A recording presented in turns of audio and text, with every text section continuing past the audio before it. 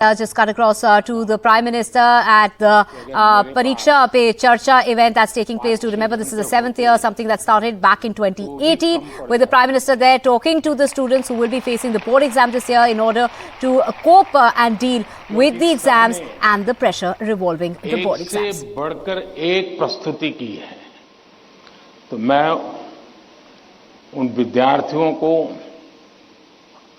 उनके टीचर्स को, उनके स्कूल को बहुत बहुत बधाई देता हूं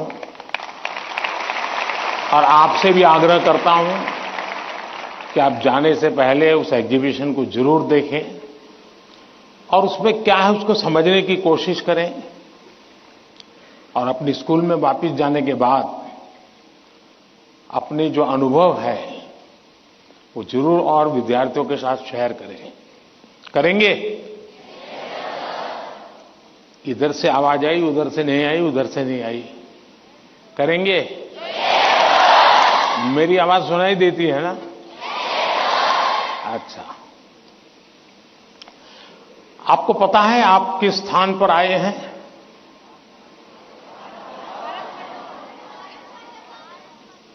आप उस स्थान पर आए हैं जहां भारत मंडपम के प्रारंभ में दुनिया के सभी बड़े बड़े दिग्गज नेता 2 दिन बैठकर के यहां पर विश्व के भविष्य की चर्चा की थी। आज आप उस जगह पे हैं और आप भारत के भविष्य की चर्चा आज अपनी परीक्षा की चिंताओं के साथ साथ करने वाले हैं। और एक प्रकार से परीक्षा पे चर्चा ये कार्यक्रम मेरी भी परीक्षा होता है और आप में से बहुत से लोग हैं जो हो सकता है कि मेरी परीक्षा लेना चाहते होंगे। कुछ लोग होंगे जेन्युइनली जिनको लगता होगा कि जरूर कुछ बातें ऐसी पूछी जाए जिसका समाधान खुद को भी मिले, औरों को भी मिले।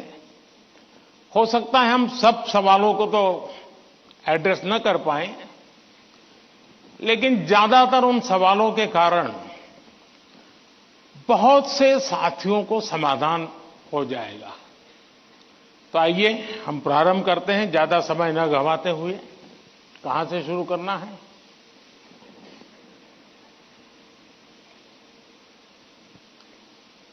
प्रधानमंत्री जी, आपके प्रेरक वचनों के लिए हार्दिक आभार। यही जज्बा रहा तो मुश्किलों का हल निकलेगा। जमीन बंजर हुई तो क्या वहीं से जल निकलेगा। कोशिश जारी रख कुछ कर गुजरने की, इन्हीं रातों के दामन से सुनहरा कल निकलेगा। इन्हीं रातों के दामन से सुनहरा कल निकलेगा। प्रधानमंत्री जी, आपका प्रेरक एवं ज्ञानवर्धक उद्बोधन हमें सदैव सकारात्मक ऊर्जा और विश्वास से भर देता है। आपके आशीर्वाद एवं अनुमति से हम इस कार्यक्रम का शुभारंभ करना चाहते हैं। धन्यवाद मान्यवर। प्रधानमंत्री जी, रक्षा, स्वास्थ्य और पर्यटन के क्षेत्र में भारत के सहयोगी अरब देश ओमान स्थित इंडियन स्कूल धारसेट की छात्रा डानिया शबू हमसे ऑनलाइन जुड़ रही है और आपसे एक प्रश्न पूछना चाहती है। डानिया, कृपया अपना प्रश्न पूछिए। Respected Prime Minister, I am Dania Shabu Varghese of Class 10 from Indian School Darsit, Oman. My question is, how do cultural and societal expectations contribute to the pressure students feel during examinations, and how can these external influences be addressed? Thank you. धन्यवाद Dania. Sir, विश्व के सबसे बड़े लोकतंत्र भारत की राजधानी दिल्ली स्थित government Sarvodaya बाल विद्यालय बुराड़ी से मोहम्मद अर्श हमसे ऑनलाइन जुड़ रहे हैं और आपसे अपने मन के संदेह का निवारण चाहते हैं। मोहम्मद अर्श, कृपया अपना प्रश्न पूछिए। माननीय प्रधानमंत्री जी, नमस्कार। मेरा नाम अर्श है। मैं जीएसबीवी बुराड़ी 12th H का छात्र हूं। मेरा आपसे प्रश्न ये है कि हम अपने परिवेश में परीक्षाओं को लेकर नकारात्मक चर्चाओं को कैसे संबोधित कर सकते हैं, जो हमारी पढ़ाई और अच्छा प्रदर्शन करने की क्षमता को महत्वपूर्ण रूप से प्रभावित करती है। क्या छात्रों के लिए अधिक सकारात्मक और सहायक वातावरण बनाने के लिए कदम उठाए जा सकते हैं? धन्यवाद। Thank you Mohammed. ओमान से डानिया शबू और दिल्ली से मोहम्मद अर्श तथा हमारे जैसे अनेक विद्यार्थी समाज और आसपास के लोगों की एक्सपेक्टेशंस के प्रेशर को हैंडल नहीं कर पाते। कृपया उनका मार्गदर्शन करें।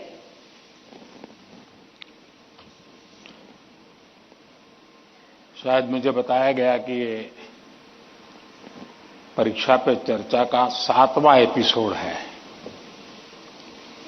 और जितना मुझे याद है मैंने देखा है कि ये प्रश्न हर बार आया है और अलग अलग तरीके से आया है। इसका मतलब ये है कि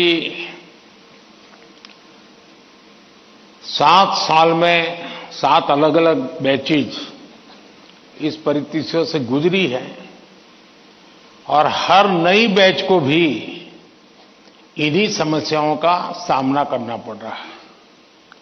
अब विद्यार्थियों की बैच तो बदलती है, लेकिन टीचर की बैच इतनी जल्दी बदलती नहीं है।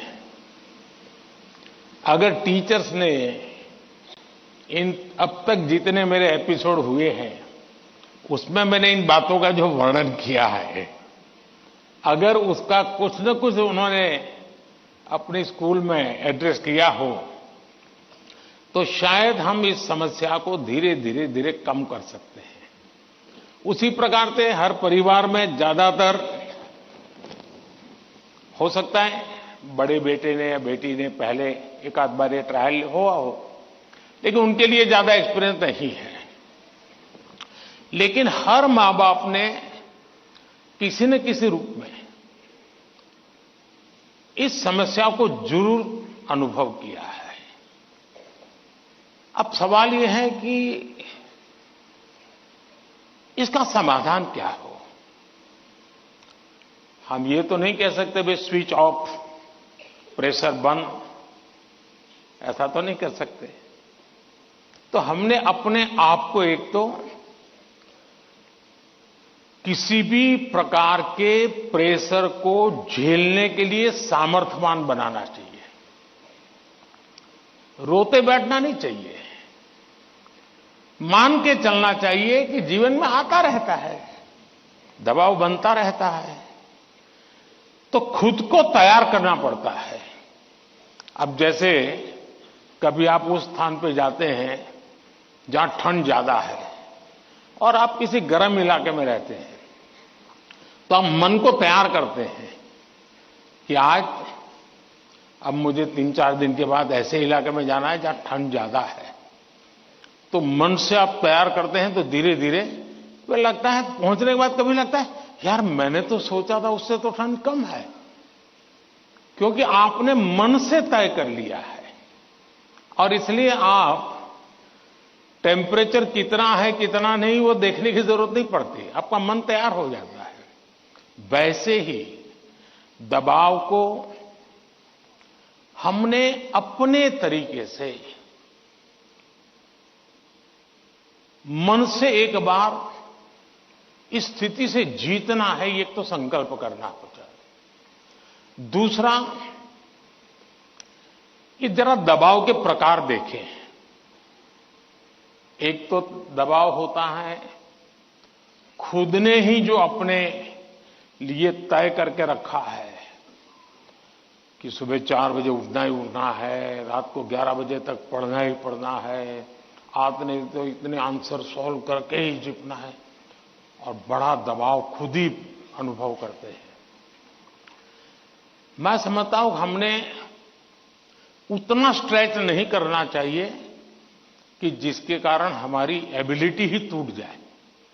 हमने स्लोली इंक्रीमेंट करना चाहिए। चलिए भाई, कल मैंने 7 क्वेश्चन सॉल्व किए थे रात को, आज 8 करूंगा। फिर मुझे वरना मैं 15 तय करूं और 7 ही कर पाऊं तो सुबह उठता है यार देखो कल तो कर नहीं पाए, आज करूंगा। तो एक खुद भी दबाव के प्रेशर पैदा करते हैं। हमने इसको थोड़ा साइंटिफिक तरीके से कर रहे हैं। दूसरा, माँ बाप प्रेशर पैदा करते हैं, ये क्यों नहीं किया, वो क्यों नहीं किया, क्यों सोता रहा, चलो जल्दी उठते नहीं हो, पता नहीं एग्जाम है, और यहां तक कहते हैं देख वो तेरा दोस्त क्या करता है, तू क्या करता है। ये सुबह शाम जो कमेंट्री चलती है, रनिंग कमेंट्री, और कभी मां थक जाते हैं तो पापा की कमेंट्री शुरू होती है, कभी पापा थक जाते हैं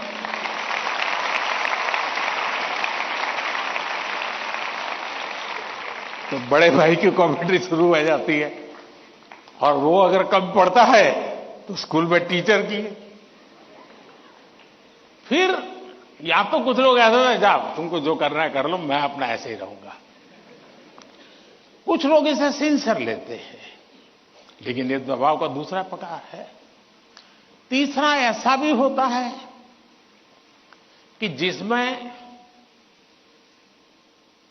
कारण कुछ नहीं, समझ का अभाव है,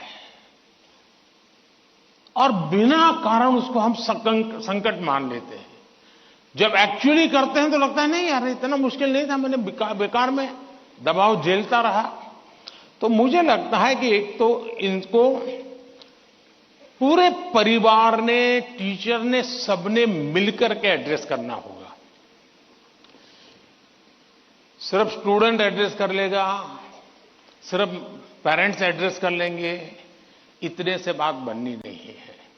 और मैं मानता हूं कि ये लगातार परिवारों में भी बातचीत होती रहनी चाहिए।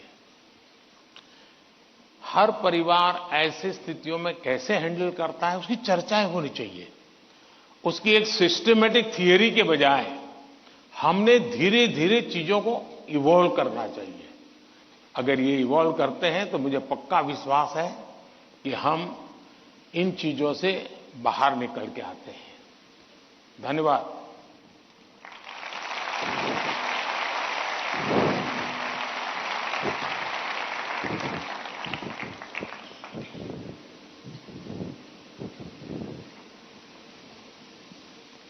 पीएम सर, प्रेशर झेलने का मार्ग सुझाने के लिए आपका धन्यवाद। वीर सावरकर के बलिदान के साक्षी एवं अनुपम प्राकृतिक सौंदर्य के लिए प्रसिद्ध अंडमान निकोबार द्वीप समूह से एक अभिभावक भाग्य लक्ष्मी जी हमसे वर्चुअल माध्यम से जुड़ रही हैं।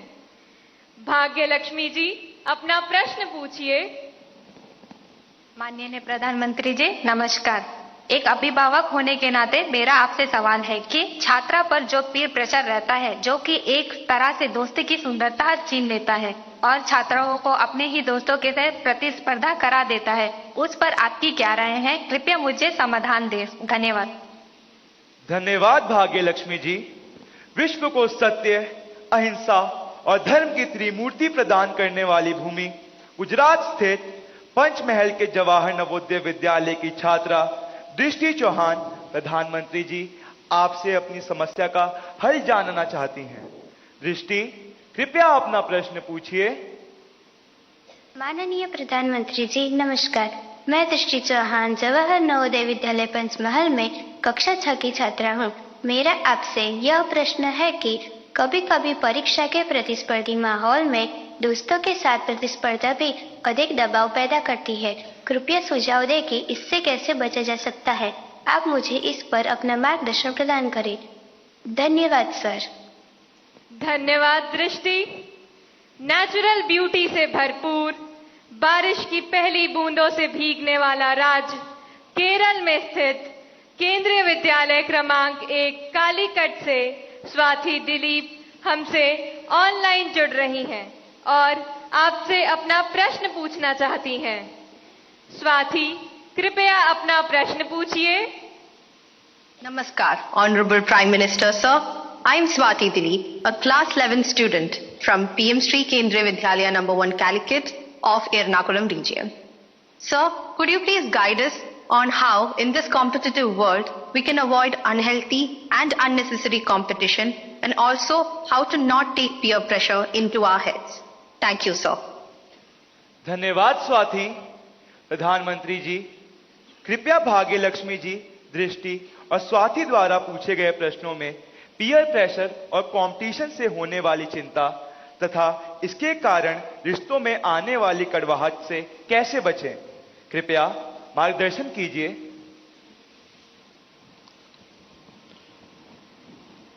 अगर जीवन में चुनौतियां न हो, स्पर्धा न हो, तो फिर जीवन बहुत ही प्रेरणाहीन बन जाएगा, चेतनाहीन बन जाएगा। कंपटीशन होनी ही चाहिए, लेकिन जैसे एक सवाल में पूछा कालीकट से बच्ची ने, हेल्दी कंपटीशन, इसलिए कंपटीशन हेल्दी होना चाहिए। अब आपका जो सवाल है वो जरा डेंजर है और वो मुझे चिंता कराता है। शायद मुझे भी इस परीक्षा पे, चर्चा पे इस प्रकार का सवाल पहली बार आया है। देखिए, कभी कभी इस प्रवृत्ति का जहर, ये बीज पारिवारिक वातावरण में ही बो दिया जाता है। घर में भी माँ बाप, दो बच्चे हैं तो दोनों के बीच में कभी एक के लिए अच्छा बोलेंगे, कभी दूसरे के लिए। तो कभी उन दो भाई बहन में भी, या दो भाई में भी, या दो बहनों में भी, देखिए मां ने उसको तो ये कह दिया और मुझे ऐसा कह दिया। एक इस प्रकार की विकृत स्पर्धा का भाव जाने अनजाने में परिवार के रोजमर्रा के जीवन में बो दिया जाता है।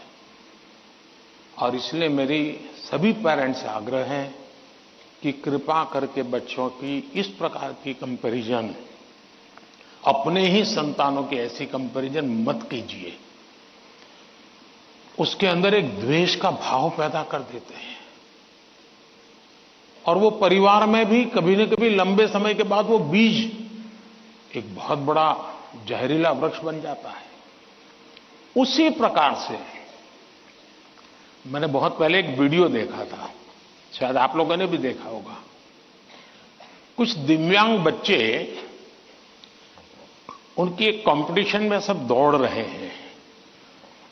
12-15 बच्चे अलग अलग फिजिक, दिव्यांग है तो कठिनाइयां है, लेकिन वो दौड़ रहे हैं। इतने में एक बच्चा गिर जाता है। अब ज्यादा बुद्धिमान लोग होते तो क्या करते? वाह, ये तो गया, चलो यार, एक तो स्पर्धा में कम हो गया। लेकिन उन बच्चों ने क्या किया? सबके सब जो आगे चले गए थे वो भी पीछे आए, जो दौड़ रहे थे वो भी रुक गए। पहले उन सब ने उसको खड़ा किया और फिर दौड़ना शुरू किया।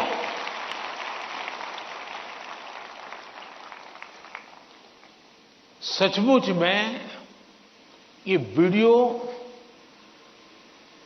दिव्यांग बच्चों के जीवन का भले होगा, लेकिन हम लोगों को भी ये बहुत बड़ी प्रेरणा और बहुत बड़ा संदेश दे देता है। अब तीसरा विषय है कि आपके दोस्त से आपको किस चीज की स्पर्धा है भाई? मान लीजिए 100 मार्क्स का पेपर है। अगर आपका दोस्त 90 ले गया तो क्या आपके लिए 10 मार्क बचा है क्या? आपके लिए 10 मार्क बचा है क्या? आपके लिए भी तो 100 है ना? तो आपको उससे स्पर्धा नहीं करनी है, खुद से करनी है। खुद से करनी है कि वो 100 में से 90 लाया, मैं 100 में से कितना लाऊं। उससे द्वेष करने की जरूरत ही नहीं है। एक्चुअली तो वो आपके लिए इंस्पिरेशन बन सकता है। और अगर यही मानसिकता रहेगी तो क्या करेंगे आप? अपने से तेज तर्रार व्यक्ति को दोस्ती नहीं बनाएंगे, आप ऐसे जिसकी कुछ चलती नहीं बाजार में उसी को दोस्त बनाएंगे और खुद बड़े ठेकेदार बन के घूमते रहोगे। सचमुच में तो हमसे प्रतिभावान दोस्त ढूंढने चाहिए। हमने जितने ज्यादा प्रतिभावान दोस्त मिलते उतना हमारा भी तो काम बढ़ता है, हमारा स्पिरिट भी तो बढ़ता है। और इसलिए कभी भी हमने इस प्रकार का ईर्ष्या भाव कतई ही अपने मन में नहीं आने देना चाहिए। और तीसरा, मां बाप के लिए भी बहुत बड़ा चिंता का विषय है। मां बाप हर बार अपने बच्चों को कोसते रहे, देख तू खेलता रहता है, देख वो किताबें पढ़ता है, तू ये करता रहता है, देख वो पढ़ता है, यानी वो भी हमेशा उसी का उदाहरण देते हैं। तो फिर आपके दिमाग में भी यही एक मानदंड बन जाता है। कृपा करके मां बाप इन चीजों से बचे। कभी कभी तो मैंने देखा है कि जो मां बाप अपने जीवन में ज्यादा सफल नहीं हुए हैं, जिनको अपने पराक्रम, अपनी सफलताएं, अपनी सिद्धियों के विषय में दुनिया को कुछ कहने को नहीं है, बताने को नहीं है, तो वे अपने बच्चों का रिपोर्ट कार्ड ही अपना विजिटिंग कार्ड बना देते हैं। किसी को मिलेंगे, अपने बच्चे की कथा सुनाएंगे।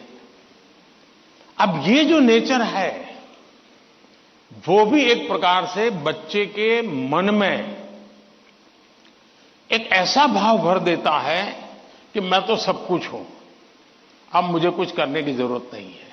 वो भी बहुत नुकसान करता है। सचमुच में तो हमें अपने दोस्त में से ईर्ष्या भाव के बजाय उसके सामर्थ्य को ढूंढने का प्रयास करना चाहिए।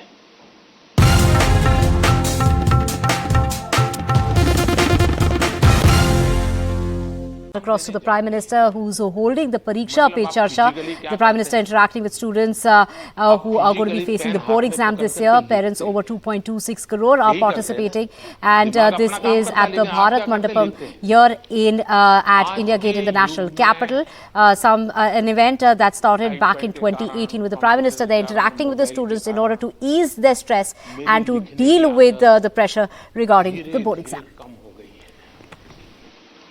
जब भी एग्जाम में लिखना होता है, इसका मतलब हुआ कि मुझे अगर एग्जाम के लिए तैयार करना है तो मुझे अपने आप को लिखने के लिए भी तैयार करना है।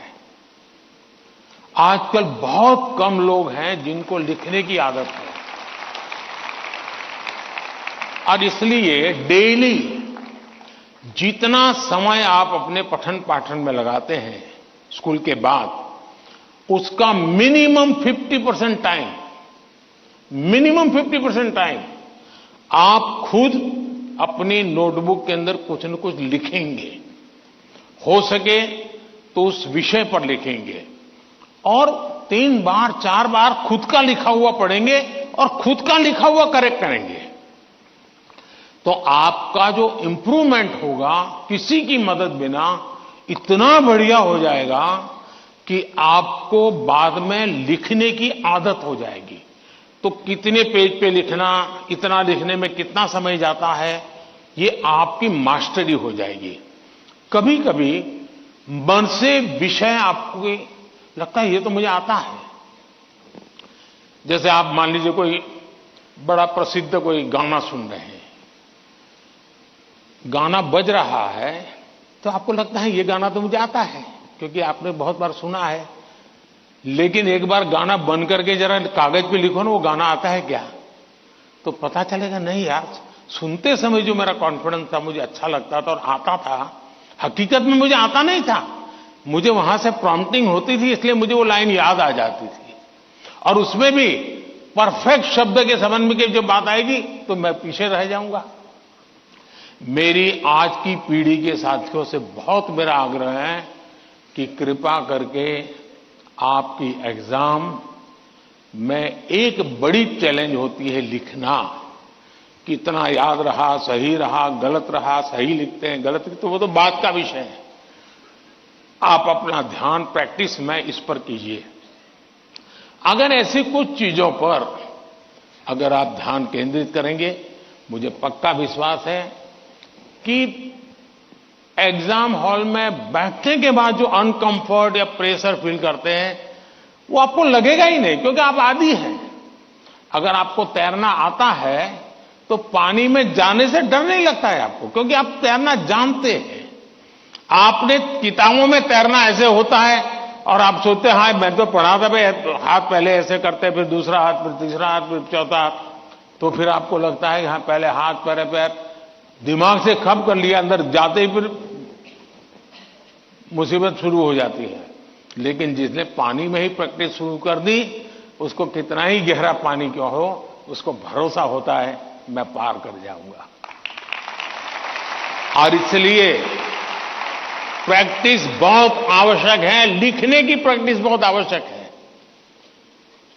और लिखना जितना होगा शार्पनेस ज्यादा आएगी, आपके विचारों में भी शार्पनेस आएगी। और अपनी लिखी हुई चीज को 3 बार 4 बार पढ़ के खुद करेक्ट कीजिए। जितना ज्यादा खुद करेक्ट करोगे, आपकी उस पर ग्रिप बहुत ज्यादा आएगी, तो आपको अंदर बैठ करके कोई प्रॉब्लम नहीं होगा। दूसरा, अगल बगल में वो बड़ी स्पीड से लिख रहा है, मैं तो तीसरे क्वेश्चन पे अड़ा हुआ हूं, वो तो 7वें पर चला गया।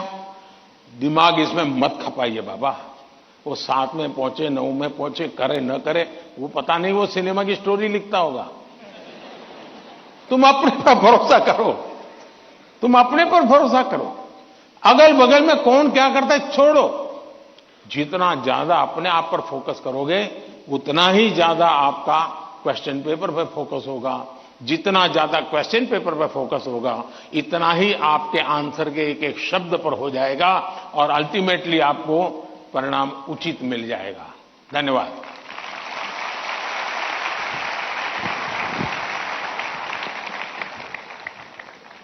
धन्यवाद पीएम सर। तनाव प्रबंधन का ये सूत्र जीवन भर हमें प्रेरित करेगा।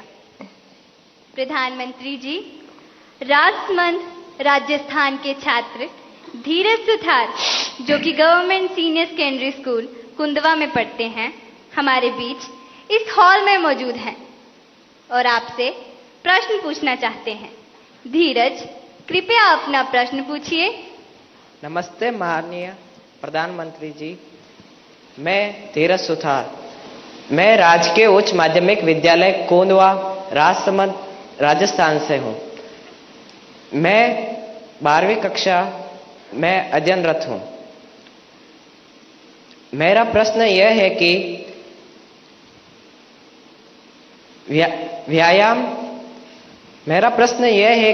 व्यायाम के साथ साथ पढ़ाई को कैसे मैनेज करें, क्योंकि शारीरिक स्वास्थ्य भी उतना ही जरूरी है जितना कि मानसिक स्वास्थ्य। कृपया मार्गदर्शन करें। धन्यवाद सर। आपका शरीर देख करके लगता है मुझे आपने सही सवाल पूछा है।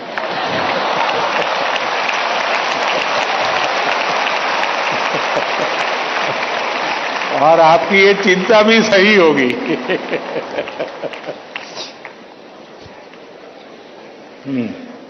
धन्यवाद धीरज। अपनी सांस्कृतिक परंपरा और बर्फीली चोटियों पर तैनात सेना के जाबाजों के शौर्य के लिए विख्यात उत्तर भारत के प्रमुख केंद्र शासित प्रदेश लद्दाख के पीएम श्री केंद्रीय विद्यालय कारगिल की छात्रा नजमा खातून हमसे ऑनलाइन माध्यम से जुड़ रही हैं और प्रधानमंत्री जी आपसे प्रश्न पूछना चाहती हैं।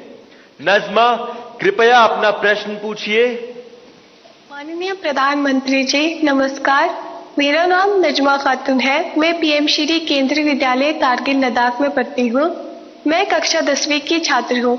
मेरा आपसे प्रश्न यह है कि परीक्षा की तैयारी और स्वस्थ जीवन शैली बनाए रखने के बीच संतुलन कैसे बना सकते हैं? धन्यवाद। शुक्रिया नजमा।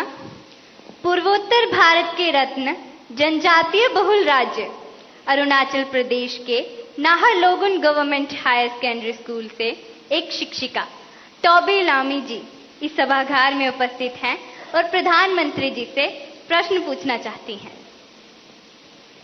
नमस्कार माननीय प्रधानमंत्री जी, मेरा नाम तोबी लोमी है। मैं एक शिक्षिका हूँ। मैं government higher secondary school Naharlagun Arunachal Pradesh से आई हूँ। मेरा प्रश्न है, विद्यार्थी खेल कूद नहीं बल्कि पढ़ाई में मुख्य रूप से क्या और कैसे ध्यान केंद्रित कर सकते हैं? कृपया मार्गदर्शन करें। धन्यवाद सर। धन्यवाद मैम। प्रधानमंत्री जी, धीरज, नज़्मा और तोबी जी पढ़ाई और हेल्दी लाइफ में सामंजस्य कैसे स्थापित करें, इस विषय पर आपका मार्गदर्शन चाहते हैं।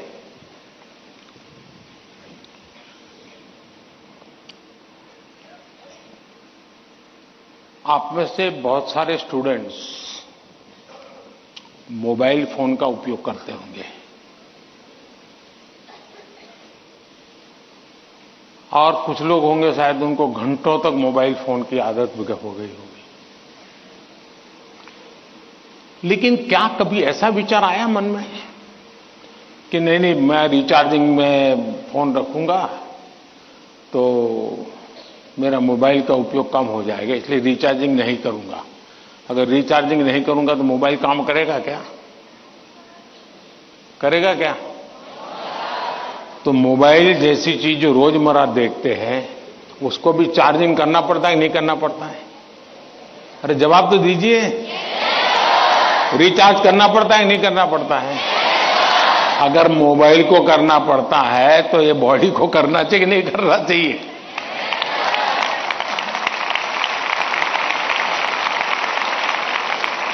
जैसे मोबाइल फोन में चार्जिंग ये मोबाइल की रिक्वायरमेंट है, वैसे हमारा शरीर का भी चार्जिंग ये शरीर की रिक्वायरमेंट है।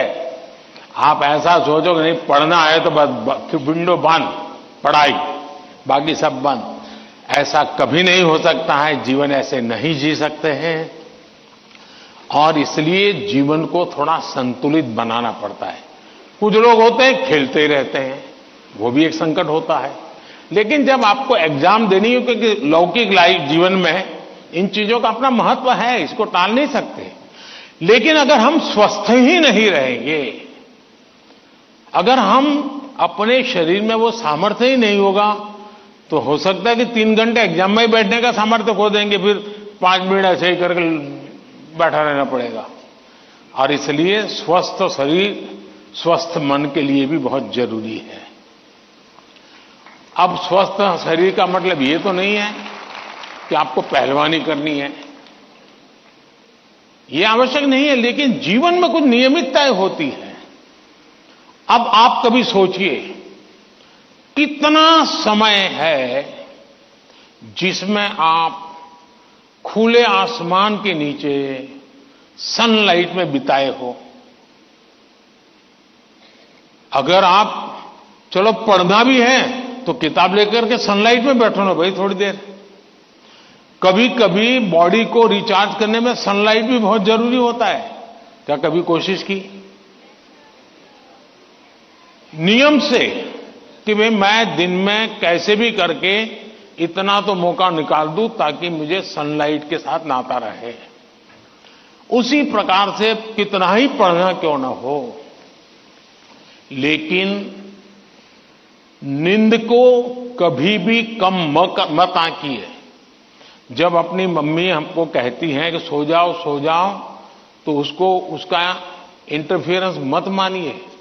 ज्यादातर स्टूडेंट का ईगो इतना हर्ट हो जाता है कि तुम कौन होती हो, सो जाओ और मुझे कल एग्जाम देनी है, मैं सोऊंगा नहीं सोऊंगा तुम्हें क्या लेना। ऐसा करते हैं ना घर में। जो नहीं करते हैं मन न बोले, जो करते हैं वो बोले। जरा करते हैं, कोई नहीं बोल रहा है। लेकिन ये पक्का है कि नींद के विषय में भी अगर एक बार रील पर चढ़ गए, एक के बाद एक रील देखते ही गए, छुपाना चाहते हो ना, कितना समय बीत गया पता नहीं, कितनी नींद खराब हो गई पता नहीं, क्या निकाला? पहला रील देखा था, याद करो जरा, याद भी नहीं है, ऐसे ही देख रहे हैं। ऐसे हम नींद को बहुत कम आंकते हैं। आज आधुनिक हेल्थ साइंस जो है वो नींद को बहुत तवज्जो देता है। आप आवश्यक नींद लेते हैं कि नहीं लेते हैं, वो आपके स्वास्थ्य पर बहुत बड़ा महत्वपूर्ण है। आपको उस पर ध्यान केंद्रित करना चाहिए। इसका मतलब ये भी नहीं कि बस एग्जाम तो आती रहेगी। मोदी जी को मिला था, उसने कहा है सो जाओ। अभी यहां आर्टिस्टिक बोर्ड बनाओ और घर में घुसते ही लिखो सो जाओ, मम्मी पापा को दिखा दो सो जाओ। ऐसा तो नहीं करेंगे ना। कम नींद स्वास्थ्य के लिए अनुचित है। कुछ अपवाद लोग होते हैं जिनको उन्होंने अपने एक ऐसे स्टेज पर बॉडी को ले गए हैं, उनको शायद उससे बाहर होंगे। सामान्य मानवीय के जीवन के लिए अनुचित है। आप कोशिश कीजिए कि आपकी रिक्वायर जितनी भी नींद है वो आप पूरी लेते हैं, और ये भी देखिए कि साउंड स्लीप है कि नहीं। बहुत गहरी नींद होनी चाहिए। आप हैरान हो जाएंगे, ये जो टीचर बैठे हैं ना, बड़ी आयु के टीचर, ये सुनकर के जरूर चौंक जाएंगे। आज भी मैं इतना सारा मेरे पास काम है ना, आप लोगों जितना नहीं है।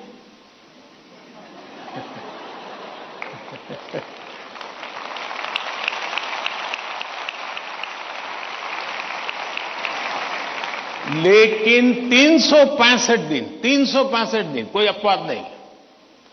अगर मैं बिस्तर पे लेटा नहीं कि 30 सेकंड में डीप स्लीप की तरफ नहीं चला गया था, होता नहीं। 30 सेकंड लगता है मुझे। आप में से बहुत छोटी आयु के भी होंगे, कभी इधर कभी उधर, कभी उधर कभी उधर, फिर नींद आई तो आई। क्यों? मेरा बाकी जो जागृत अवस्था का समय है उसमें बहुत जागृत रहता हूं मैं। तो जब जागृत हूं तो पूरी तरह जागृत हूं, जब सोया हूं तो पूरी तरह सोया हूं। और वो बैलेंस, जो बड़ी आयु के लोग हों परेशान होते होंगे, हाँ यार हमें तो न्नींद ही नहीं आती, आधा घंटा तो ऐसे ही करवट बदलते रहते हैं, और ये आप अचीव कर सकते हैं। फिर एक विषय है न्यूट्रिशन, संतुलित आहार। और आप जिस उम्र में हैं उस उम्र में जिन चीजों की जरूरत है वो आपके आहार में है कि नहीं है। एक चीज पसंद है, बस खाते रहते हो, पेट भर जाता है, कभी मन भर जाता है, लेकिन शरीर की आवश्यकताएं पूरी नहीं करता है। 10th 12th का एक कालखंड ऐसा है जब आपके पास एग्जाम का वातावरण है, तो एक बार तय कीजिए कि मेरे शरीर को जितनी रिक्वायरमेंट है वो मैं लेता हूं। मां बाप भी बच्चे को ऐसा ना करें, नहीं आज तो हलवा बनाया, जरा ज्यादा खा ले। कभी मां बाप को भी लगता है कि क्वांटिटी ज्यादा खिला दी तो बच्चा आज खुश है। जी नहीं, उसके शरीर, और इसके लिए कोई अमीरी गरीबी का मुद्दा नहीं है। जो उपलब्ध चीजें होती हैं उसी में से मिल जाता है जी, उसमें सारी चीजें रहती हैं। कम से कम खर्च वाली भी चीजें होती हैं जो हमारे न्यूट्रिशन को कैर कर सकती है। और इसलिए हमारे आहार में संतुलन, ये भी स्वास्थ्य के लिए उतना ही जरूरी है। और फिर एक्सरसाइज, हमने पहलवानी वाली एक्सरसाइज करे या ना करे अलग बात है, लेकिन फिटनेस के लिए एक्सरसाइज करना चाहिए।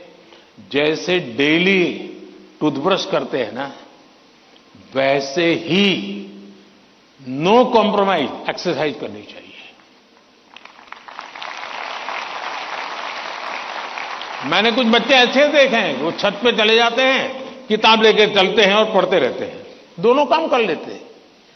कुछ गलत नहीं है, वो पढ़ता भी है और अपना धूप के अंदर चल भी लेता है, एक्सरसाइज भी हो जाती है। कोई न कोई ऐसा रास्ता निकालना चाहिए जिसमें आपकी फिजिकल एक्टिविटी होती रहती है। 5 minute 10 minute dedicated physical activity करनी ही चाहिए। ज्यादा कर सकते तो अच्छी बात है। अगर इन चीजों को सहज रूप से आप लाएंगे, एग्जाम के तनाव के बीच सब कुछ इधर करेंगे वो नहीं करेंगे तो नहीं चलेगा। संतुलित करिए, आपको बहुत फायदा होगा। धन्यवाद।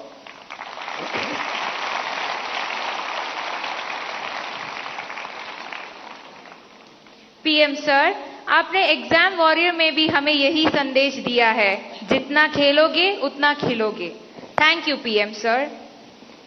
रविंद्रनाथ टैगोर वंदे मातरम की अमर भूमि, समृद्ध कला कौशल से भरपूर राज्य बंगाल के नॉर्थ 24 परगना स्थित केंद्रीय विद्यालय की छात्रा मधुमिता मल्लिक हमसे वर्चुअल माध्यम से प्रश्न पूछना चाहती है।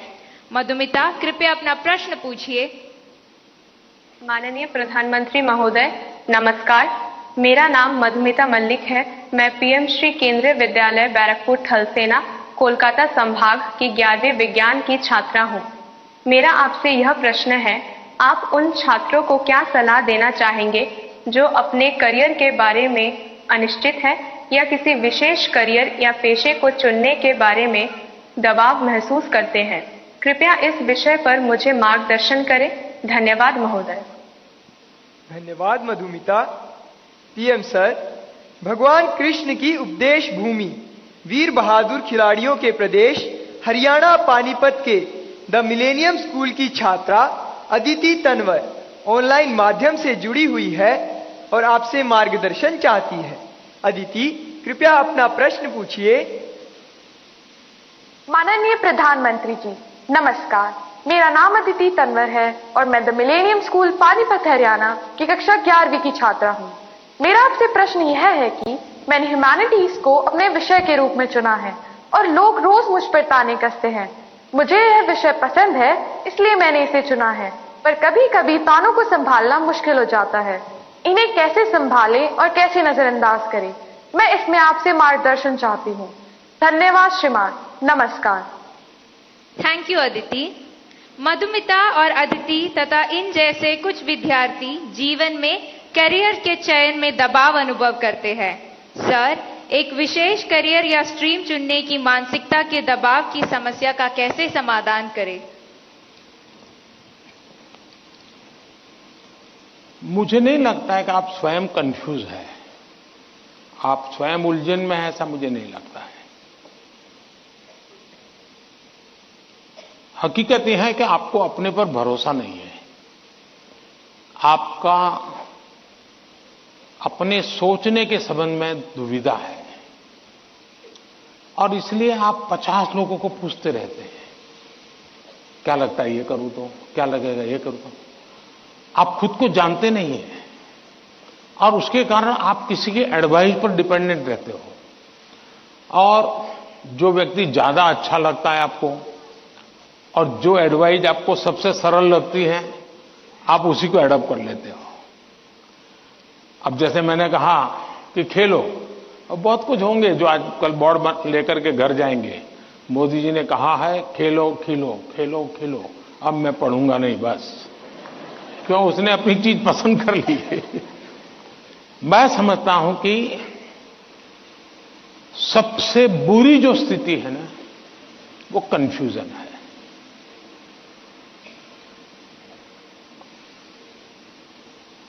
अनिर्णायकता है। अनिर्णायकता आपने देखा होगा, पुराने जमाने में ऐसी कथा चलती थी, कोई गाड़ी लेकर के जा रहा था और कुत्ता तय नहीं कर पाया, इधर जाओ उधर जाओ, और आखिरकार वो नीचे आ गया।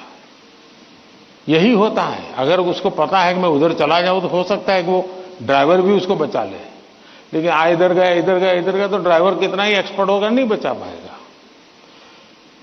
हमें अनिश्चितता से भी बचना चाहिए, अनिर्णायकता से बचना चाहिए और निर्णय करने से पहले सारी चीजें हमने उसको जितने तराजू पर तोल सकते हैं तोलना चाहिए। दूसरा, कभी कभी कुछ लोगों को लगता है कि फलानी चीज वैसी है, ठीक नहीं चीज। अब मुझे बताइए, स्वच्छता का विषय अगर प्रधानमंत्री के रूप में देखें तो बहुत मामूली विषय है कि नहीं है? बहुत मामूली विषय है कि नहीं है? कोई भी कहेगा यार पीएम को इतने सारे काम हैं, ये स्वच्छता करता रहता है। लेकिन जब मैंने उसके अंदर अपना मन लगा दिया, हर बार मैंने उसको अपना एक महत्व का साधन बना दिया, आज स्वच्छता देश का प्राइम एजेंडा बन गया कि नहीं बन गया? स्वच्छता तो छोटा विषय था, लेकिन अगर मैं उससे जान मैंने भर दी तो वो बहुत बड़ा बन गया। इसलिए हम ये न सोचे, आपने देखा होगा, कल मैं पूरा तो पढ़ नहीं पाया, लेकिन मेरा नजर गई कि किसी ने कहा है कि पिछले 10 साल में आर्ट और कल्चर के क्षेत्र में भारत का मार्केट 250 गुना बढ़ गया है। अब आज से पहले कोई पेंटिंग करता तो मां बाप कहते पहले पढ़ाई करो, वैकेशन में पेंटिंग करना। उसको लगता ही नहीं था कि पेंटिंग भी जीवन में महत्व का विषय हो सकता है। और इसलिए हम किसी चीज को कम ना आके, हमारे में दम होगा तो हम उसको जान भर देंगे। हमारे में सामर्थ्य होना चाहिए, और जो चीज हाथ में लें उसमें जी जान से जुड़ जाएं। हम आधे अधूरे, यार उसने ये लिया मैं ये लेता तो शायद अच्छा होता, उसने ये लिया मैं ये लेता तो अच्छा होता, ये उलझन आपको बहुत संकटों में डाल सकती है। दूसरा विषय है कि आज नेशनल एजुकेशन पॉलिसी ने आपके लिए बहुत सुविधा कर दी है। आप एक क्षेत्र में बढ़ रहे हैं, लेकिन आपको कहा मन कर गया चलो एक और ट्रायल करना है, तो आप स्विच कर सकते हैं, आपकी राह बदल सकते हैं। आपको किसी पर बंधे रहने की जरूरत नहीं है, आप अपने आप प्रगति कर सकते हैं। और इसलिए अब शिक्षा में भी बहुत, आज मैं भी एग्जीबिशन देख रहा था, मैं देख रहा था कि बच्चों की प्रतिभा जिस प्रकार से प्रकट हुई है, प्रभाव करने वाली है। सरकार का आईएनबी मिनिस्ट्री सरकार की योजनाओं को कम्युनिकेट करने के लिए जो करे, उससे ज्यादा मैंने देखा इन बच्चों ने बहुत अच्छा किया है। नारी शक्ति का महत्व इतने बढ़िया तरीके से रखा है।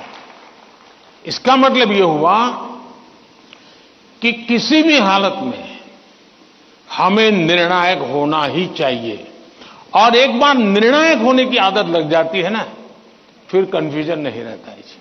वरना तो आपने देखा होगा कि कभी हम रेस्टोरेंट में चले जाएं परिवार के साथ, आप याद कीजिए, आप, मुझे तो वो मौका नहीं मिलता है लेकिन आपको मिलता होगा। रेस्टोरेंट में जाते होंगे, पहले आप सोचते होंगे मैं ये मंगवाऊंगा, फिर बगल वाले टेबल पर कुछ देखते हैं तो कहता है नहीं ये नहीं, ये मंगवाऊंगा। फिर वो बैरा जो है कुछ और ट्रे में लेके जाकर दिखता है मुझे, यार ये कुछ और है, नहीं नहीं ये क्या है भाई, ये है, अच्छा मेरे वो 2 कैंसल, ये ले आओ। अब उसका कभी पेट ही नहीं भरेगा जी, उसको कभी संतोष नहीं होगा, और जिस डिश आएगी तो उसको लगेगा यार इसके बजाय वो पहले वाला ले लिया होता तो अच्छा होता।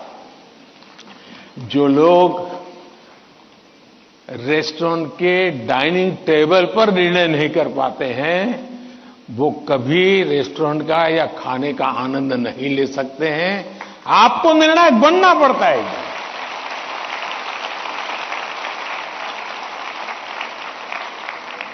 अगर आपकी मां आपको डेली सुबह पूछे आज क्या खाओगे, और आपके सामने 50 वैरायटी बोल दे, आप क्या करोगे? घूम फिर करके आ जाओगे, रोज खाते हो वहीं पर आके खड़े हो जाओगे। मैं समझता हूं कि हमें आदत डालनी चाहिए कि हम निर्णायक बने। निर्णय लेने से पहले 50 चीजों को हम बारीकियां देखें, उसके प्लस माइनस पॉइंट देखें, प्लस माइनस पॉइंट के लिए किसी से पूछे, लेकिन उसके बाद हम निर्णायक बने। और इसलिए कंफ्यूजन किसी भी हालत में आप किसी के लिए अच्छा नहीं है। अनिर्णायकता और खराब होती है, और उसमें से हमने बाहर आना चाहिए। Thank you.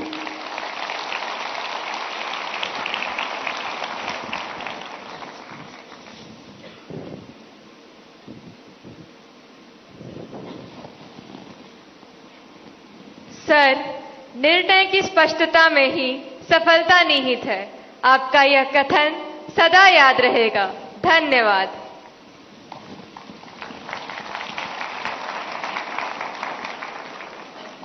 शांत समुद्र तट, चित्रमय गलियां और सांस्कृतिक विभिन्नताओं के लिए प्रसिद्ध नगर पुडुचेरी के गवर्नमेंट हायर सेकेंडरी स्कूल सदरापट की छात्रा दीवश्री हमारे बीच इस सभागार में मौजूद हैं और अपना प्रश्न पूछना चाहती हैं। दीवश्री, कृपया अपना प्रश्न पूछिए।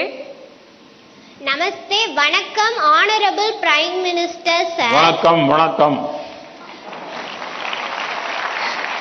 My name is Deepasri. I am coming from Government Higher Secondary School, Sedrapat, Puducherry.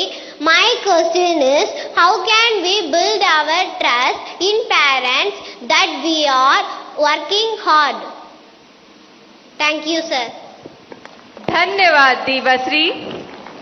प्रधानमंत्री जी, हम माता पिता को कैसे विश्वास दिलाएं कि हम मेहनत कर रहे हैं, इस विषय पर दीवश्री आपसे मार्गदर्शन चाहती हैं।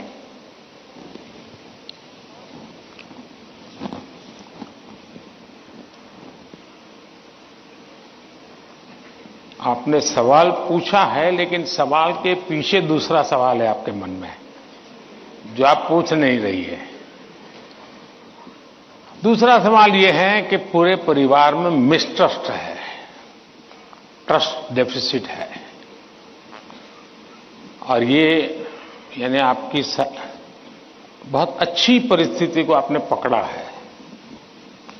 आपने उसको प्रस्तुत ऐसे किया घर में कोई नाराज न हो जाए, लेकिन ये सोचने का विषय है टीचर के लिए भी और पेरेंट्स के लिए भी, कि ऐसा क्या कारण है कि हम ट्रस्ट डेफिसिट पारिवारिक जीवन में अनुभव कर रहे हैं। अगर पारिवारिक जीवन में भी हम ट्रस्ट डेफिसिट अनुभव करते हैं तो ये बहुत ही चिंता का विषय है। और ये ट्रस्ट डेफिसिट अचानक नहीं होती है, एक लंबे कालखंड से गुजर करके निकलती है। और इसलिए हर पेरेंट्स को, हर टीचर को, हर स्टूडेंट्स को बहुत ही बारीकी से अपने आचरण को एनालाइज करते रहना चाहिए। आखिरकार माँ बाप मेरी बात पे भरोसा क्यों नहीं करते? कहीं न कहीं तो ऐसी बातें हुई होगी जिसके कारण उनका ये मन बन गया होगा। कभी आपने कहा होगा कि मैं अपनी सहेली को मिलने जा रही हूं, और माँ बाप ने अगर बाद में पता चला कि आप तो उस दिन उसके यहां गई नहीं थी, तो ट्रस्ट डेफिसिट शुरू हो जाते। यार उसने तो कहा था वहां जाऊंगा, लेकिन मान लीजिए वहां गए नहीं, लेकिन आकर के कह दिया कि मैंने तय किया था उनके यहां जाऊंगा, लेकिन रास्ते में मेरा मन बदल गया तो मैं वहां चला गई थी। तो कभी भी ये ट्रस्ट डेफिसिट की स्थिति पैदा नहीं होगी।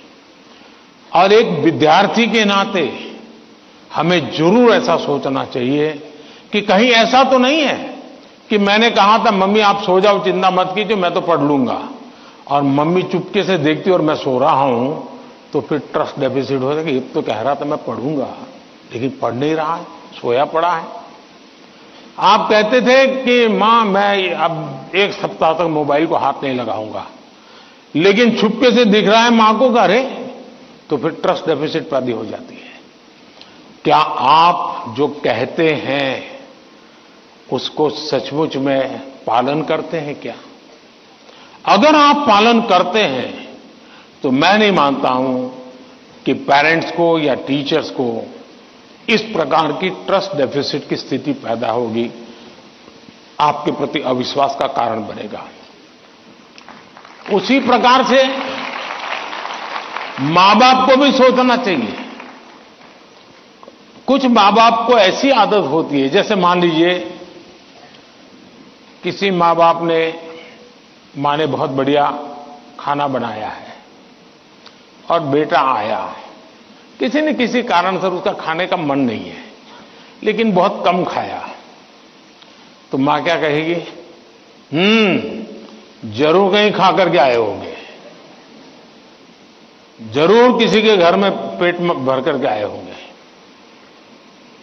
तो फिर उसको चोट पहुंचती है, फिर वो सच बोलता नहीं है। फिर मां को ठीक रखने के लिए, ठीक है चलो अच्छा लगे बुरा लगे, मैं जितना मुंह में पोस्ट ऑफिस में डालता हूं डाल दूंगा। ये ट्रस्ट डेफिसिट पैदा हो जाता है। हर घर के अंदर ये अनुभव आता होगा। आपको माताजी ने पिताजी ने मानो आपको पैसे दिए और आपको कहा 1 महीने का तुम्हारा ये 100 रुपया तुम्हें देते पॉकेट का, और फिर हर तीसरे दिन पूछते हैं वो 100 रुपये का क्या किया? अरे भाई तुमने 30 दिन के लिए दिया है ना, दूसरा मांगने तो आया नहीं तुम्हारे पास, तो भरोसा करो ना। अगर भरोसा नहीं तो नहीं देना था। ज्यादातर मां बाप के केस में ऐसा होता है, रोज पूछते हैं अच्छा वो 100 रुपया, हाँ कोई ये तो पूछ सकता है, पूछने का तरीका होता है। कोई कहे बेटा उस दिन पैसे नहीं थे, तुम्हें 100 ही रुपये दिए थे, तुम चिंता मत करना, जरूरत पड़े तो कह देना। तो उस बेटे को लगे नहीं मेरे माता पिता ने मुझे 100 रुपया, देखो ये आपकी पसंद की बात आई तो ताली बजाते हो आप लोग।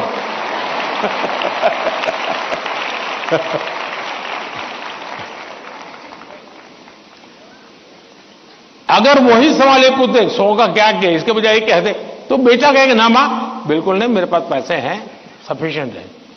यानी हमारा एक दूसरे के बीच बात करने का तरीका कैसा है, ये चीजें सामान्य जीवन में जो अनुभव आती हैं वो फिर धीरे धीरे धीरे एजुकेशन सिस्टम के साथ रोजमर्रा की हमारी अपेक्षाएं होती है, उसके टकराव में कन्वर्ट हो जाती है। फिर कहा मार्क क्यों नहीं आए? बस तुम पढ़ते ही नहीं होंगे, ध्यान देते ही नहीं होंगे, क्लास में बैठते नहीं होंगे, अपने दोस्तों के साथ गप्पे मारते होंगे, हो सकता है वो पैसे हैं सिनेमा देखने चले गए होंगे, मोबाइल फोन पर रील देखते होंगे। फिर वो कुछ न कुछ कहना शुरू हो जाता है, फिर दूरी बढ़ जाती है। पहले ट्रस्ट खत्म हो जाता है, फिर दूरी बढ़ जाती है, और ये दूरी कभी कभी बच्चों को डिप्रेशन की तरफ धकेल देती है। और इसलिए मां बाप के लिए बहुत आवश्यक है, उसी प्रकार से टीचर्स ने भी बच्चों के साथ इतना खुलापन रखना चाहिए, सहज रूप से अपनी बात कह सके। अगर उसको कोई सवाल समझ में नहीं आया तो कोई टीचर हड़का देगा, तुझे कुछ समझ नहीं आने वाला तो बाकियों को विद्यार्थियों का टाइम खराब मत करो, बैठ जाओ। कभी कभी क्या करते हैं टीचर भी, जो 4-5 होनहार बच्चे होते हैं ना, उनको वो बहुत प्रिय लगते हैं, उनसे उनका मन लग जाता है। बाकी क्लास में 20 बच्चे हैं 30 बच्चे हैं, वो जाने उनका नसीब जाने, ये 2-4 में अपना मन लगा देते हैं, सब चीजें वाहवाही उन्हीं की करते रहते हैं, वही रिजल्ट देकर गए। अब आप उसको कितना आगे ले जा पाते हो तो अलग बात है, लेकिन बाकी जो है वहां से नीचे गिरा देते हैं। और इसलिए कृपा करके आपके लिए सभी स्टूडेंट समान होने चाहिए, सबके साथ इक्वली। हाँ, जो तेज होगा वो अपने आप में से जो अमृत है वो ले लेगा, लेकिन जिसको सबसे ज्यादा जरूरत है उसके प्रति अगर आप सिंपैथेटिक, और उसमें भी मैं मानता हूं उसके गुणों की तारीफ कीजिए। कभी एक बच्चा बिल्कुल वीक है पढ़ने में, लेकिन उसके हैंड राइटिंग अच्छे है, तो उसके सीट पे जाकर के अरे यार क्या बढ़िया लिखते हो तुम, कितने हैंड राइटिंग तुम्हारे अच्छे हैं, क्या स्मार्टनेस है तुम्हारी।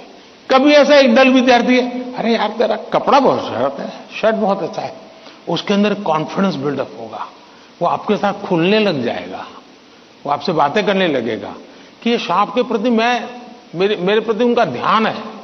अगर ये सहज वातावरण बन जाएगा तो मैं नहीं मानता हूं कि, लेकिन ये विद्यार्थियों का भी उतना ही दायित्व है, हमें आत्मचिंतन करना चाहिए कि मेरी ऐसी कौन सी बातें थी जिसने मेरे घर के लोगों का मुझ पर से भरोसा उठ गया।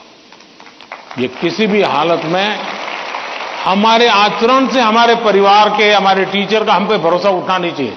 हमसे कुछ नहीं हुआ तो कहना चाहिए, दूसरा मुझे लगता है कि परिवार में एक प्रयोग कर सकते हैं। मान लीजिए आपका बेटे या बेटी के 5 दोस्त हैं, तय कीजिए कि महीने में एक बार 2 घंटे वो 5 परिवार किसी एक परिवार में एकत्र होंगे, दूसरे महीने दूसरे परिवार में बिल्कुल गेट टुगेदर करेंगे, और उसमें बच्चे बूढ़े सम हो गए। ऐसा नहीं कि 2 लोगों को घर छोड़ के आ जाएंगे। 80 साल के मां बाप भी अगर फिजिकली फिट आ सकते हैं, उनको भी लेके आइए, और फिर तय कीजिए कि आज वो तो तीसरे नंबर का दोस्त है, उसकी माताजी एक कोई पॉजिटिव बुक पढ़ करके उसकी कथा सुनाएगी। अगले बार तय किए जो 4 नंबर का दोस्त है, उसके पिताजी एक कोई पॉजिटिव मूवी देखा होगा तो उसकी कथा सुनाएंगे। जब भी आप 1 घंटे का गेट टुगेदर करें, सिर्फ और सिर्फ उदाहरणों के साथ, किसी रेफरेंस के साथ पॉजिटिव चीजों की चर्चा करें, वहां के किसी के रेफरेंस से नहीं। आप देख लेना, धीरे धीरे वो पॉजिटिविटी पर्कुलेट होगी, और यही पॉजिटिविटी सिर्फ आपके बच्चों के प्रति नहीं, अंदर अंदर भी ऐसा ट्रस्ट का वातावरण बना देगी कि आप सब एक इकाई बन जाएंगे, एक दूसरे के मददगार बन जाएंगे। और मैं मानता हूं ऐसे कुछ प्रयोग करते रहना चाहिए। धन्यवाद।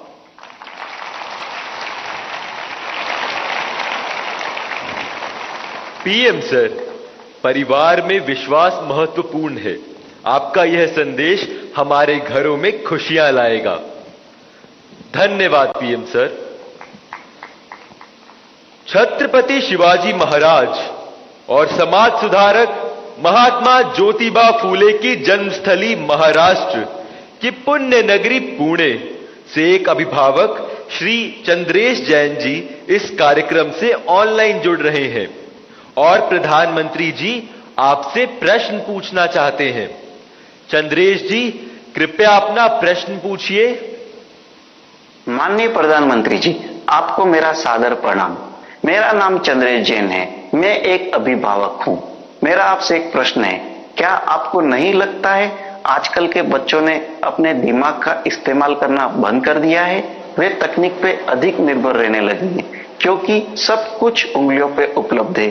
कोई इस युवा पीढ़ी को कैसे जागरूक कर सकता है कि वे प्रौद्योगिकी के स्वामी बनने चाहिए, उसका गुलाम नहीं? कृपया मार्गदर्शन कीजिए। धन्यवाद। थैंक यू चंद्रेश जी। आदिवासी जनजाति के लोक नायक, स्वतंत्रता सेनानी बिरसा मुंडा की जन्मभूमि झारखंड के रामगढ़ जिले से एक अभिभावक श्रीमती पूजा श्रीवास्तव जी ऑनलाइन माध्यम से इस कार्यक्रम से जुड़ी हुई है और प्रधानमंत्री जी आपसे प्रश्न पूछकर अपनी शंका का समाधान चाहती है। Puja, please ask your question. Namaskar, Honorable Prime Minister Sir. My name is Kumari Pooja Srivastav. I am a parent of Priyanshi Srivastav studying in Sri Guru Nanak Public School, Ramgarh, Jharkhand. Sir, I want to ask that how I can manage my daughter's studies with using social media platform like Instagram, Snapchat, Twitter. Please guide me on this. Thank you, sir. Thank you ma'am. Himachal Pradesh Shivalik पहाड़ियों की तलहटी में स्थित हमीरपुर जिले के TRDAV school Kangu के एक छात्र अभिनव राणा ऑनलाइन माध्यम से जुड़ रहे हैं और प्रधानमंत्री जी आपसे एक प्रश्न पूछना चाहते हैं। अभिनव, कृपया अपना प्रश्न पूछिए। Honorable Prime Minister Sir, Namaskar. My name is Abhinav Rana. I am a student of TRDAV Public Senior Secondary School, Kangu District, Hamirpur, Himachal Pradesh. Sir, my question is, how can we educate and encourage students to manage exam stress effectively while also harnessing the benefits of mobile technology as a tool for learning rather than letting it become a distraction during crucial study periods? Thank you, sir. Thank you Abhinav. प्रधानमंत्री जी, चंद्रेश जैन, पूजा और अभिनव जैसे अनेक लोग जीवन में social media और technology के बढ़ते दबाव की स्थिति से परेशान हैं। वे सभी तकनीक पर निर्भरता एवं इसके अधिक प्रयोग से होने वाली दुष्प्रभाव से कैसे बचें? कृपया इस विषय में उचित परामर्श प्रदान कीजिए। देखिए, हमारे यहाँ शास्त्रों में भी कहा गया है और सहज जीवन में भी कहा गया, किसी भी चीज का अति किसी का भला नहीं करता है। हर चीज उसका एक मानदंड होना चाहिए, उसके आधार पर होता है। अगर मान लीजिए मां ने बहुत बढ़िया खाना बनाया है, न्यूट्रिशन की दृष्टि से रिच है, टेस्ट आपकी पसंद का है, समय भी खाने का है, लेकिन बस खा रहे हैं, मां परोसती जा रही है। क्या ये संभव है? क्या संभव है? क्या कभी कभी तो आप मां को कहो, नहीं मां बस बहुत हो गया, अब नहीं खा सकता हूं, करते हो कि नहीं करते हो? अपनी प्रिय खाना था, हर प्रकार से न्यूट्रिशन वैल्यू वाला था, वो समय भी ऐसा था, खाने का वक्त था, फिर भी एक स्टेज आ जाता है जब वो खाना आपके लिए तकलीफ कर सकता है, वॉमिटिंग करवाएगा, हेल्थ खराब कर देगा।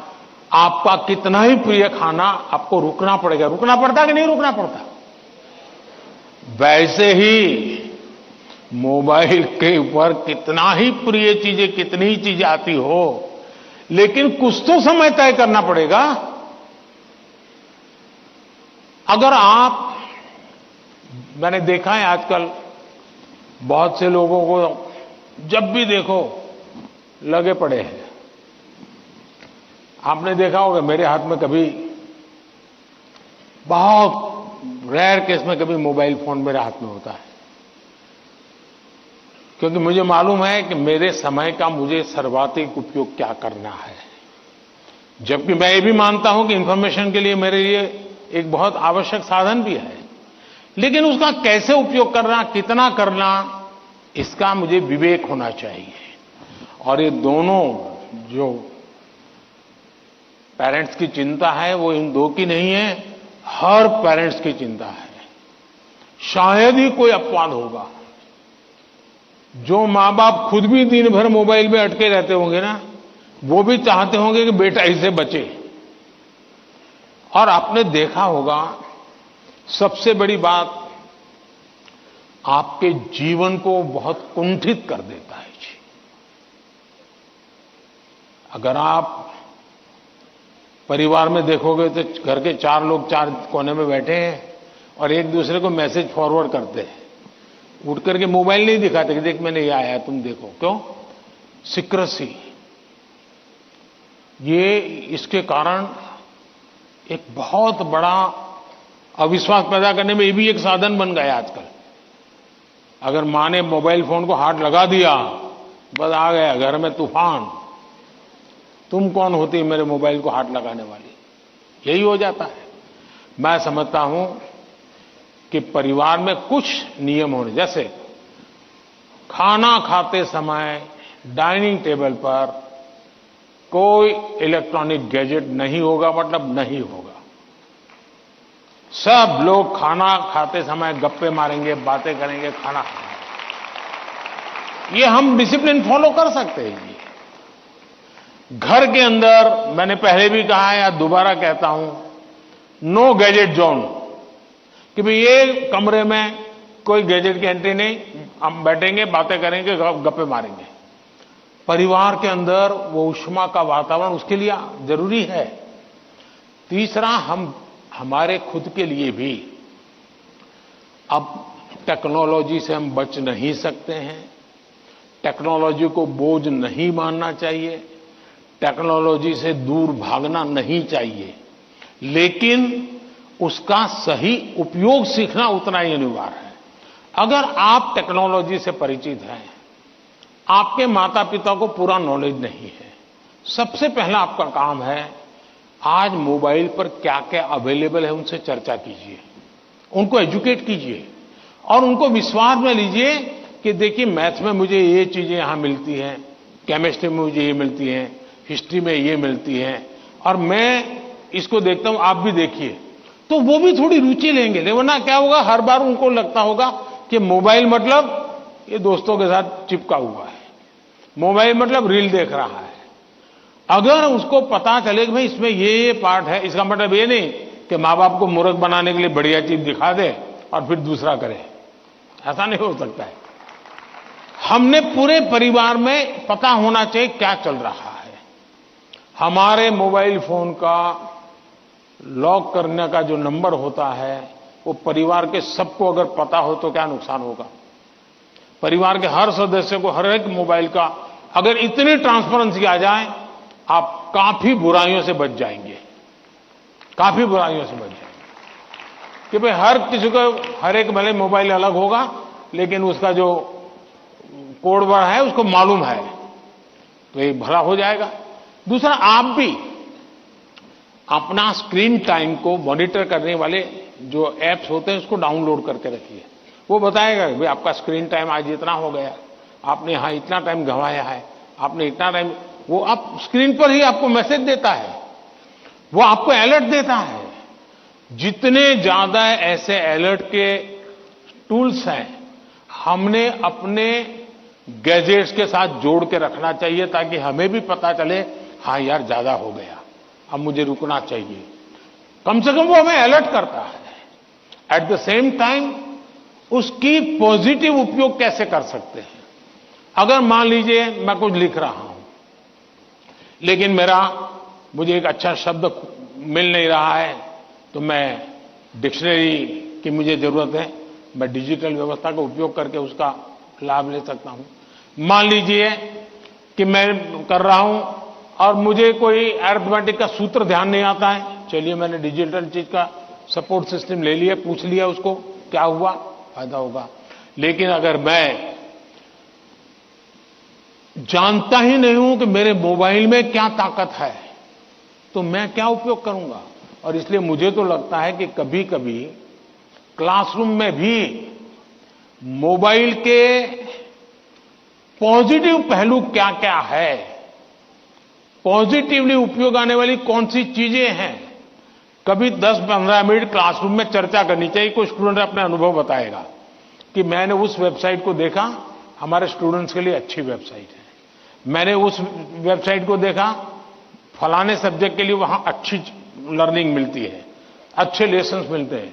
मान लीजिए टूर जा रही है कहीं पर, टूर प्रोग्राम हमारे पास है और बच्चे जा रहे हैं कि चलो भाई हम जैसलमेर जा रहे हैं, सबको कहा जाए जरा ऑनलाइन जाओ भाई, जैसलमेर का पूरा प्रोजेक्ट रिपोर्ट बनाओ, तो उसका पॉजिटिव उपयोग करने की आदत डालनी चाहिए। उसको लगना चाहिए कि तुम्हारी मदद में बहुत सी सारी व्यवस्थाएं उपलब्ध हैं, तुम इसका उपयोग करो। जितना ज्यादा सकारात्मकता से आप उपयोग करोगे उतना आपको लाभ होगा। और मेरा आग्रह रहेगा कि हमने उससे दूर भी नहीं भागना है, लेकिन हमने हर चीज का विवेक से और पूरे परिवार में ट्रांसपेरेंसी से, जितनी ज्यादा ट्रांसपेरेंसी आएगी, ऐसे चुप चुप करके देखना पड़े तो मतलब कुछ गड़बड़ है। जितनी ट्रांसपेरेंसी आएगी उतना लाभ ज्यादा होगा। बहुत बहुत धन्यवाद।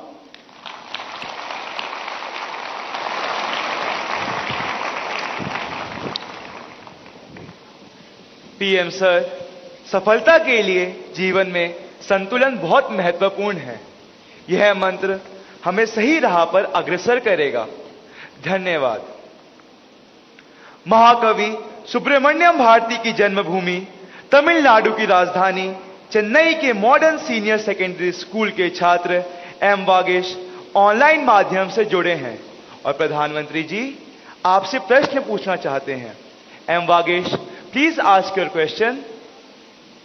Honorable Prime Minister Sir, Namaste. My name is M. Vagesh. I am student of Modern Senior Secondary School, Nanganallur, Chennai.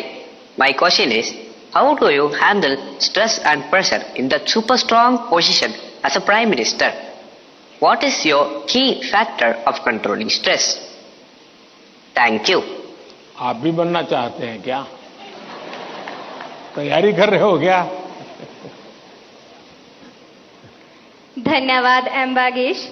आज की इस परिचर्चा का अंतिम प्रश्न देवभूमि उत्तराखंड, जो अपनी प्राकृतिक सुषमा के लिए प्रसिद्ध है, उधम सिंह नगर स्थित डायनेस्टी मॉडर्न गुरुकुल एकेडमी की छात्रा स्नेहा त्यागी ऑनलाइन माध्यम से जुड़ी हैं और प्रधानमंत्री जी से प्रश्न पूछना चाहती हैं। स्नेहा, कृपया अपना प्रश्न पूछिए। दिव्य है, अतुल्य है, अदम्य साहस का परिचय है आप। युगों युगों के निर्माता, अद्भुत भारत का भविष्य है आप। देवभूमि उत्तराखंड से आदरणीय प्रधानमंत्री मोदी जी को मेरा चरण स्पर्श प्रणाम। मेरा नाम स्नेहा त्यागी है। मैं डायनेस्टी मॉडर्न गुरुकुल अकादमी सिंकी फार्म खटीमा उधम सिंह नगर की कक्षा 7 की छात्रा हूँ। आदरणीय प्रधानमंत्री जी से मेरा प्रश्न है कि हम आपकी तरह सकारात्मक कैसे हो सकते हैं। धन्यवाद श्रीमान। थैंक्स नेहा।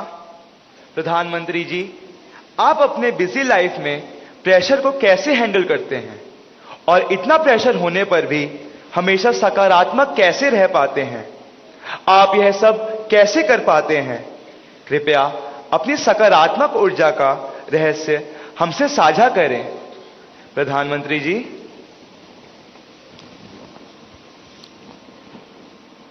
इसके कई जवाब हो सकते हैं। एक तो मुझे अच्छा लगा कि आपको पता है कि प्रधानमंत्री को कितना प्रेशर झेलना पड़ता है।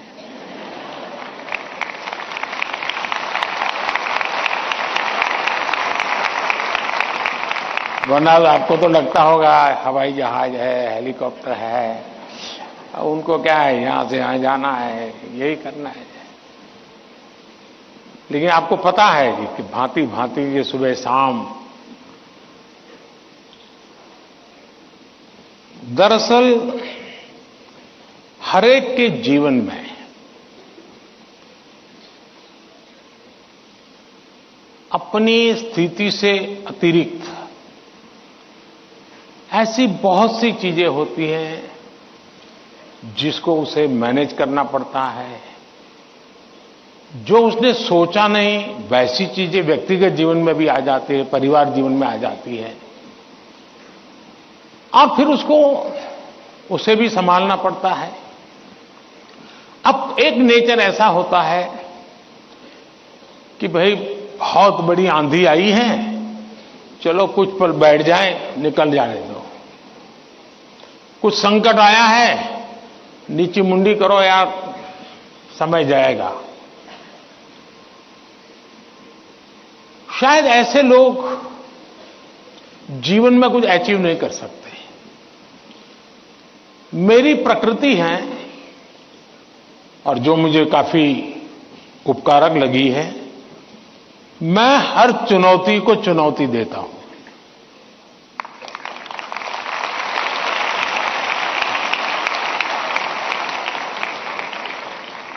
चुनौती जाएगी, स्थितियां सुधर जाएगी, इसकी प्रतीक्षा करते हुए मैं सोया नहीं रहता और उसके कारण मुझे नया नया सीखने को मिलता है। हर परिस्थिति को हैंडल करने का नया तरीका, नए प्रयोग, नई स्ट्रेटजी, ये इवॉल्व करने का सहज मेरी विधा, मेरा अपना विकास होता जाता है। दूसरा, मेरे भीतर एक बहुत बड़ा कॉन्फिडेंस है। मैं हमेशा मानता हूं कि कुछ भी है, 140 करोड़ देशवासी मेरे साथ हैं।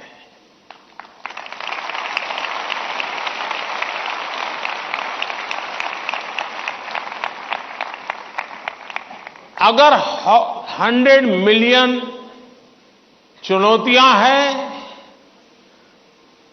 तो बिलियंस ऑफ बिलियन समाधान भी है। मुझे कभी नहीं लगता है कि मैं अकेला हूं। मुझे कभी नहीं लगता है कि मुझे करना है। मुझे हमेशा पता होता है मेरा देश सामर्थ्यवान है, मेरे देश के लोग सामर्थ्यवान है, मेरे देश के लोगों का मस्तिष्क सामर्थ्यवान है। हम हर चुनौती को पार कर जाएंगे। ये मूलभूत मेरे भीतर मेरा सोचने का पिंड है और इसके कारण मुझे कभी नहीं लगता यार मुझ पर आया क्या करूंगा, मुझे लगता है नहीं 140 करोड़ लोग हैं, संभल जाएंगे, ठीक है, आगे मुझे रहना पड़ेगा और गलत हुआ तो गाली मुझे खानी पड़ेगी, लेकिन मेरे देश का सामर्थ्य, और इसलिए मैं अपनी शक्ति देश के सामर्थ्य को बढ़ाने में लगा रहा हूं। और जितना ज्यादा मैं मेरे देशवासियों का सामर्थ्य बढ़ाता जाऊंगा, चुनौतियों को चुनौती देने की ताकत हमारी और बढ़ती जाएगी।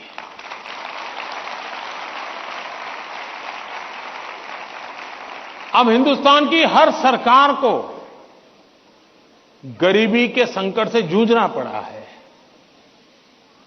हमारे देश में संकट है ही है, लेकिन मैं डर करके बैठ नहीं गया, मैंने उसका रास्ता खोजा और मैंने कहा, सोचा कि सरकार होती कौन है जो गरीबी हटाएगी। गरीबी तो तब हटेगी जब मेरा हर गरीब तय करेगा कि अब मुझे गरीबी को परास्त करना है।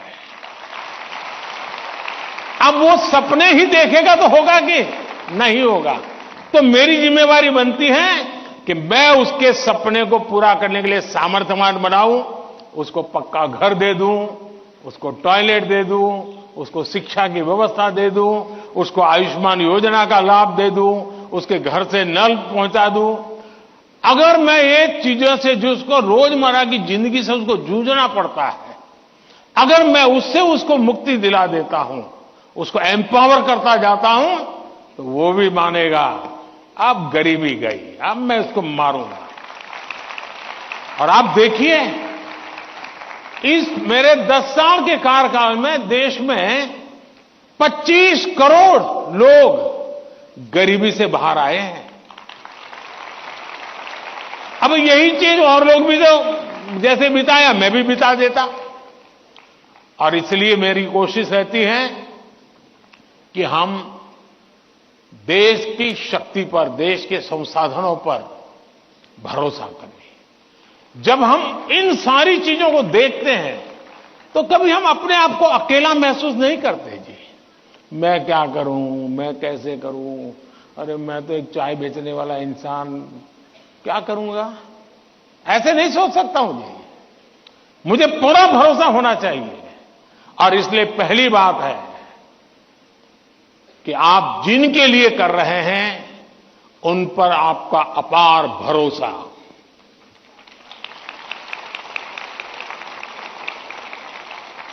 दूसरा, आपके पास निरक्षीर का विवेक चाहिए, कौन सा सही है, कौन सा गलत है, कौन सा आज जरूरी है, कौन सा अभी नहीं, बाद में देखेंगे। आप प्रायोरिटी तय करने का सामर्थ्य चाहिए। वो अनुभव से आता है, हर चीज को एनालाइज करने से आता है। मैं दूसरा प्रयास ये करता हूं। तीसरा, मैं गलती भी हो जाए तो ये मान के चलता हूं कि ये मेरे लिए लेसन है। मैं इसको निराशा का कारण नहीं मानता हूं। अब आप देखिए, कोविड का संकट कितना भयंकर था, मामूली चुनौती थी क्या, पूरी दुनिया फंसी पड़ी थी। अब मेरे लिए भी था कि क्या करो भाई, मैं कह दूं, अब क्या करे, तो भाई वैश्विक बीमारी है, दुनिया भर में ऐसा ही है, सब अपना अपना संभाल लो। मैंने ऐसा नहीं किया, रोज टीवी पे आया, रोज देशवासियों से बात की, कभी ताली बजाने के लिए कहा, कभी थाली बजाने के लिए कहा, कभी दिया जलाने के लिए कहा। वो एक कोरोना को खत्म नहीं करता है, लेकिन वो एक कोरोना के खिलाफ लड़ाई लड़ने की एक सामूहिक शक्ति को जन्म देता है। सामूहिक शक्ति को उभारना। अब देखिए, पहले भी खेल के मैदान में हमारे लोग जाते थे, कभी कोई जीत के आता था, कोई जीत के नहीं आता था, जाने वाले को पूछता नहीं था, आने वाले को पूछता नहीं था। मैंने कहा पहले 3 मेडल के जीतते आएंगे, लेकिन मैं उसके ढोल पीटूंगा। तो धीरे धीरे करके 107 मेडल लेने का सामर्थ्य उन्हीं बच्चों में से निकला। सामर्थ्य तो था, सही दिशा, सही रणनीति, सही नेतृत्व परिणाम लाता है। जिसके पास सामर्थ्य है उसका सही उपयोग करना चाहिए। और मेरा तो गवर्नेंस का एक सिद्धांत रहा है कि अच्छी सरकार चलाने के लिए, इन समस्याओं के समाधान के लिए भी आपको नीचे से ऊपर की तरफ सही जानकारी आनी चाहिए, परफेक्ट इंफॉर्मेशन आनी चाहिए, और ऊपर से नीचे की तरफ परफेक्ट गाइडेंस जाना चाहिए। अगर ये टू वे चैनल परफेक्ट रही, उसका कम्युनिकेशन, उसकी व्यवस्थाएं, उसके प्रोटोकॉल उसको ठीक से किया तो आप चीजों को संभाल सकते हैं। कोरोना एक बहुत बड़ा उदाहरण है, और इसलिए मैं मानता हूं कि हम निराश होने का कोई कारण ही नहीं होता है जीवन में। और अगर एक बार मन में तय कर लिया कि निराश होना ही नहीं है, तो फिर सिवाय पॉजिटिविटी कुछ आता ही नहीं है। और मेरे यहां निराशा के सारे दरवाजे बंद हैं, कोई कोना भी, एक छोटी खिड़की भी मैंने खुली नहीं रखी है कि निराशा वहां से घुस जाए। और आपने कभी देखा होगा, मैं रोता बैठता नहीं हूं जी, पता नहीं क्या होगा, वो हमारे साथ आएगा कि नहीं आएगा, वो हमसे भिड़ जाएगा क्या। अरे होता रहता है जी, हम किस चीज के लिए हैं। और इसलिए मैं मानता हूं कि जीवन में आत्मविश्वास से भरे हुए और अपने लक्ष्य के विषय में। और दूसरी बात है, जब कोई निजी स्वार्थ नहीं होता है, खुद के लिए कुछ करना तय होता है, तो निर्णयों में कभी भी दुविधा पैदा नहीं होती है। और वो एक बहुत बड़ी अमानत मेरे पास है। मेरा क्या, मुझे क्या, इससे मेरा कोई लेना देना नहीं है। सिर्फ और सिर्फ देश के लिए करना और आपके लिए करना, ताकि आपके माता पिता को जिन मुसीबतों से गुजरना पड़ा, मैं नहीं चाहता हूं कि उन मुसीबतों से आपको गुजरना पड़े।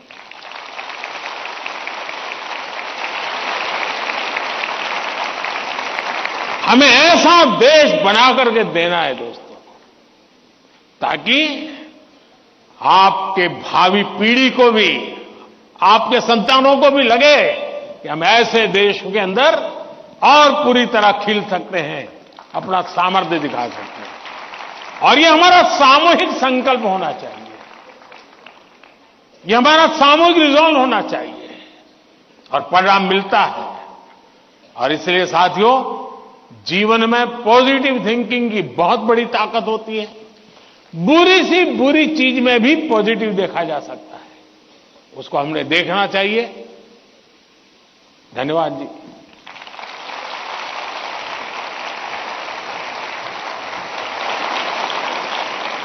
पीएम सर, आपने अत्यंत सरलता और सरसता से हमारे सभी प्रश्नों का समाधान कर दिया।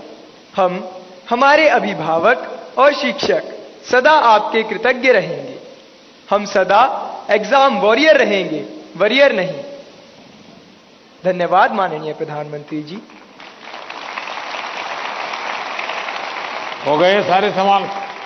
कुछ परिंदे उड़ रहे हैं आंधियों के सामने, कुछ परिंदे उड़ रहे हैं आंधियों के सामने, उनमें ताकत है सही और हौसला होगा जरूर। इस तरह नित बढ़ते रहे तो देखना तुम एक दिन, तय समंदर तक कम फासला होगा जरूर, तय समंदर तक कम फासला होगा जरूर। आप लोगों ने देखा होगा कि ये बच्चे भी जिस प्रकार से एंकरिंग कर रहे हैं, आप भी अपनी स्कूल कॉलेज में सब कर सकते हैं, तो उनसे जरूर सीखिएगा।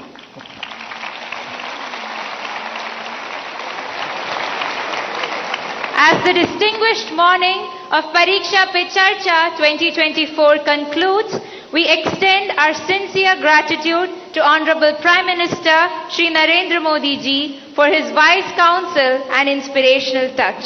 Today, Prime Minister Sir has exemplified the attributes of teaching as identified in the book Nannol.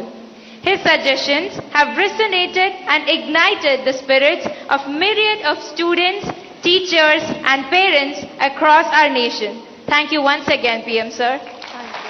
चलिए साथियों, आप सबका भी बहुत बहुत धन्यवाद और मैं आशा करता हूं कि आप इसी उमंग उत्साह के साथ आपके परिवार को भी विश्वास देंगे, खुद भी आत्मविश्वास से भरे हुए और अच्छे परिणाम और जीवन में जो चाहा है उसके लिए जीने की आदत बनेगी और आप जो चाहते हैं वो परिणाम आपको प्राप्त होगा। मेरी आप सबको बहुत बहुत शुभकामनाएं हैं। धन्यवाद।